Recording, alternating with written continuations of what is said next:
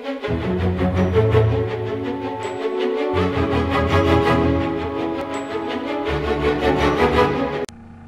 Viewers, স্বাগতম আজকের আয়োজনে। আমরা এর আগে মাইক্রোসফট এক্সেল পরিচিতি সম্পর্কে আমরা জেনেছি। আজকে আমরা দেখব Microsoft Excel file open, save এবং কিভাবে ক্লোজ করতে হয়।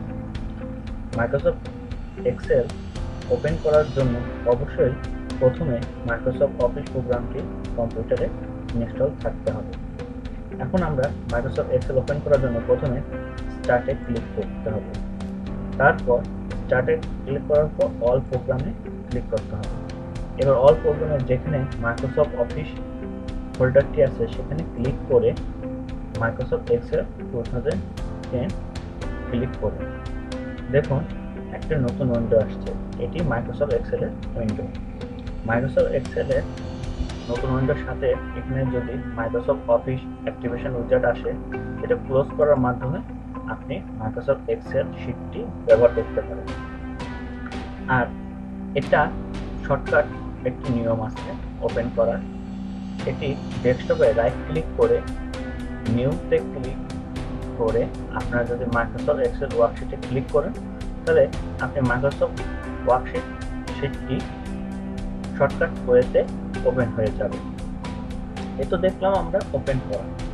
এখন যদি আমরা মাইক্রোসফট এক্সেল সেভ করতে চাই তাহলে মাইক্রোসফট ওয়ার্ডে আমরা প্রথমে ফাইলে ক্লিক করি এবং মাইক্রোসফট ওয়ার্ডের মতোই মাইক্রোসফট এক্সেলও সেভ অপশনটি ক্লিক করলে প্রথমে একটি যে উইন্ডো আসবে সেই উইন্ডোতে আপনার একটি নাম যাবে।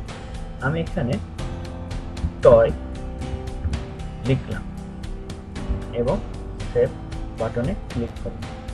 দেখুন উইন্ডোটি টয় নামে সেভ হয়ে গিয়েছে।